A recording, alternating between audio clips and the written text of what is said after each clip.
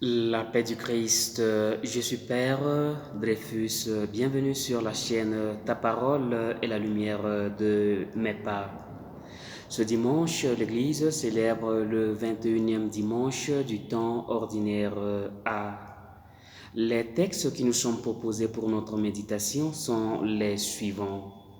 La première lecture est tirée du livre du prophète Isaïe au chapitre 22, le verset 19 jusqu'au verset 23. La seconde lecture est tirée de la lettre de Saint Paul apôtre aux Romains au chapitre 33 jusqu'au verset 36.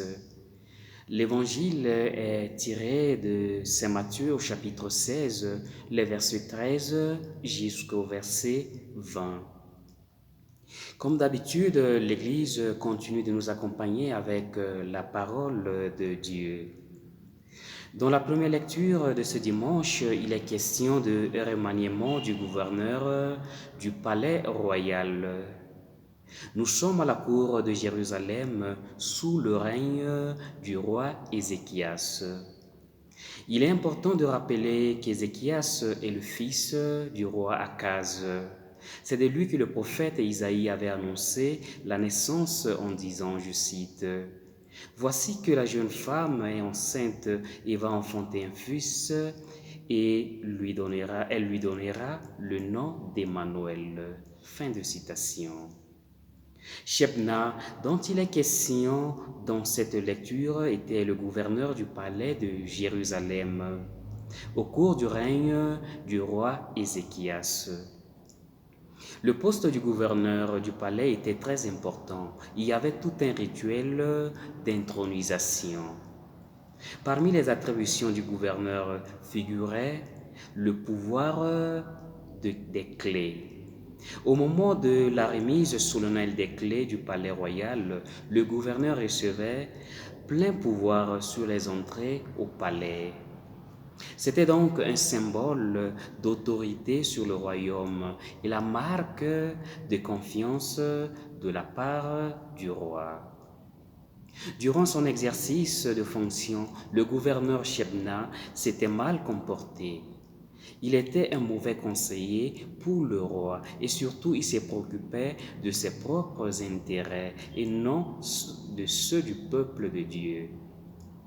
Or, lors de sa prise de fonction, on lui avait notifié qu'il devait être un père pour les habitants de Jérusalem et pour la maison de Juda.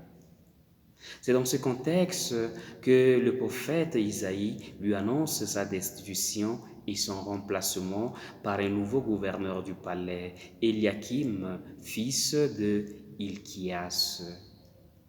Face à ce texte, on peut se demander à quoi cela sert-il pour notre foi chrétienne. Cette lecture nous aide à comprendre que nous ne devons pas chercher Dieu ailleurs, mais dans ce qui fait le quotidien même de notre vie. Pour Dieu, rien dans nos vies est insignifiant à ses yeux.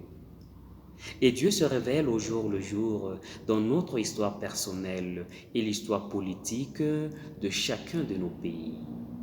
C'est là qu'il nous faut apprendre à lire sa présence et son action. Un autre message que cette lecture nous livre est l'intervention du religieux, du prophète dans la vie sociopolitique.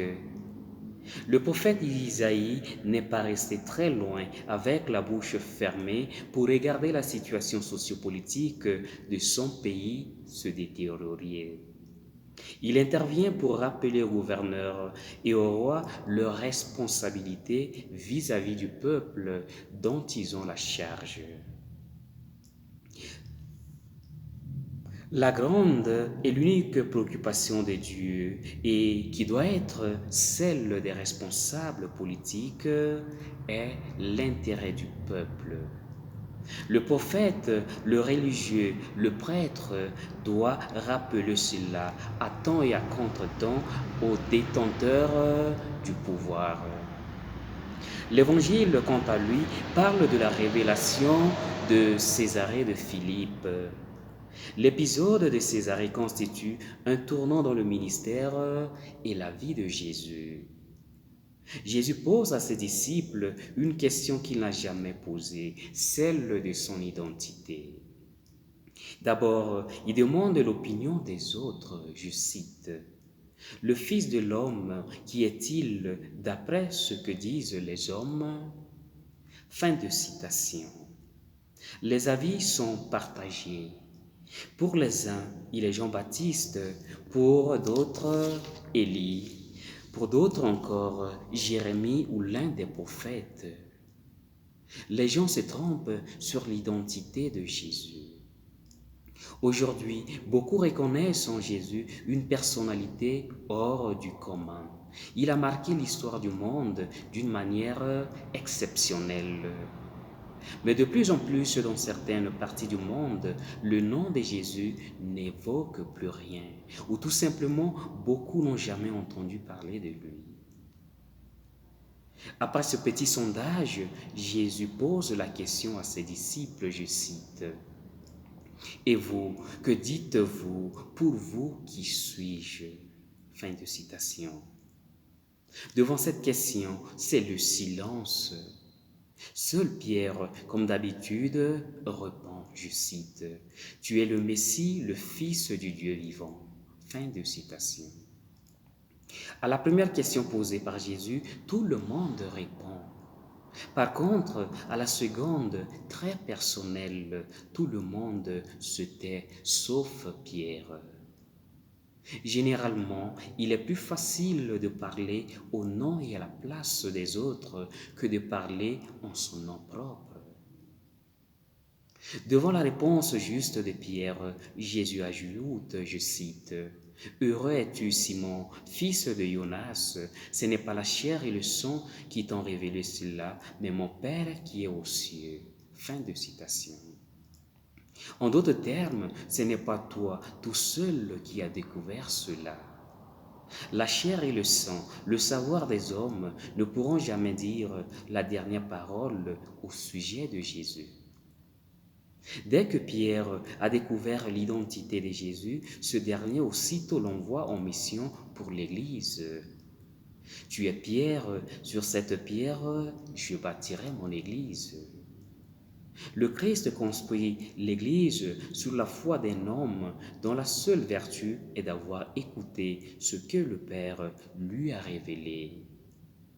Le roc sur lequel Jésus bâtit son Église, c'est la foi de Pierre et non la personne de Pierre.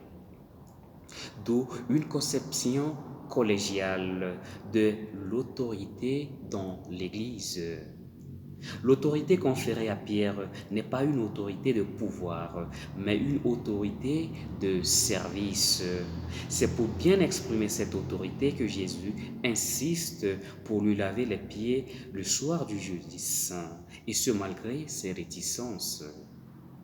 Donc, gardons-nous de penser l'Église en termes de pouvoir, de suprématie, de domination. Car il s'agit d'abord de servir, de veiller au bien de tous et surtout d'annoncer la foi. Aujourd'hui, Jésus nous repose la même question. Pour toi, qui suis-je? Ne cherche pas la réponse dans un livre, dans le catéchisme de l'Église catholique. Il ne s'agit pas de vérifier notre connaissance intellectuelle ou simplement humaine, car on peut donner une définition savante, théologique, mais cela risque de rester des paroles en l'air. Au sujet de la connaissance de Jésus, le pape François disait ceci, je cite, on peut connaître de l'extérieur, dans les bibliothèques, dans le catéchisme, mais cela ne suffit pas. Tu sais des choses sur Jésus, mais ce n'est pas la connaissance que te donne le cœur dans la prière. Si tu ne pries pas avec le cœur, tu ne le connaîtras pas. Fin de citation. La connaissance de Jésus se fait à travers un tête-à-tête, un cœur à cœur, une intimité, une amitié avec lui. Je vous invite, pour ceux qui ne l'ont pas encore fait, de s'inscrire sur cette chaîne en cliquant sur s'abonner pour recevoir automatiquement les prochaines vidéos. Que le Seigneur vous bénisse.